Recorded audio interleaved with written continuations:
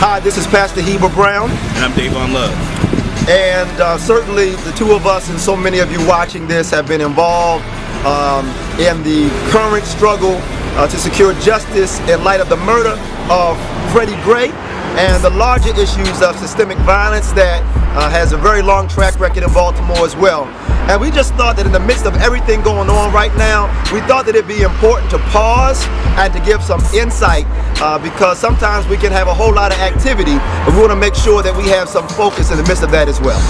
It's really important that people are responsible. If you're interested in engaging in demonstrations, these are important and essential piece of the movement. But you have to also keep in mind that there are people's lives at stake, people's children at stake. And so make sure that if you're deciding to do these demonstrations, that you're strategic and that you're thinking about the end goal as to what your particular action is going to produce. In addition to that, we are thankful for the attention that this has garnered across the nation, necessarily so, and for those who are not from Baltimore, who are coming to the city to help lend their voice and their energy to helping to secure justice for our community and for our people.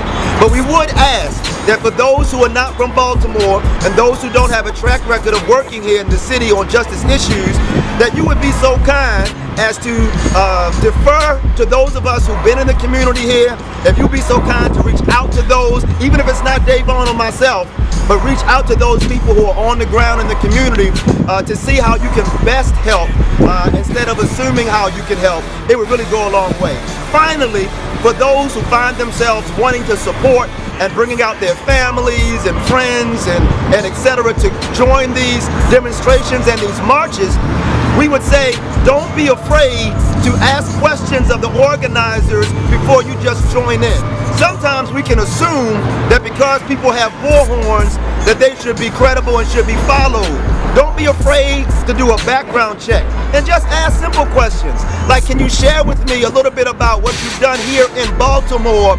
What's your track record as it relates to building in our community, securing something concrete for our community?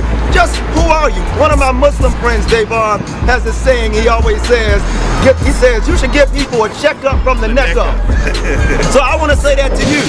Give folks a checkup from the neck up. It don't have to be antagonistic or confrontational, but just politely ask. Tell me a little bit about what you've been doing. And if they're unable to do so, then you can make an informed decision about whether or not you should line up behind their action. So thank you so much again for all who are coming together in Baltimore right now. It's important that we organize just not for a moment, but we also look in the bigger picture and further out from just police violence as well. There's economic issues, educational issues, housing issues, planning and development issues. And this is a moment where all of that should be discussed in addition to the murder of Freddie Gray. Our condolences and prayers again to the family of Freddie Gray, to the family of Tyrone West, Anthony Anderson, Monet Turnage, and the countless others who have been victims of police violence, even with praying for the family of Natasha McKenna and so many others, not just in Baltimore, but beyond our region as well. I just wanted to offer that insight as we are all organizing and wanting to do something. Keep these words that we've shared in mind. Thanks.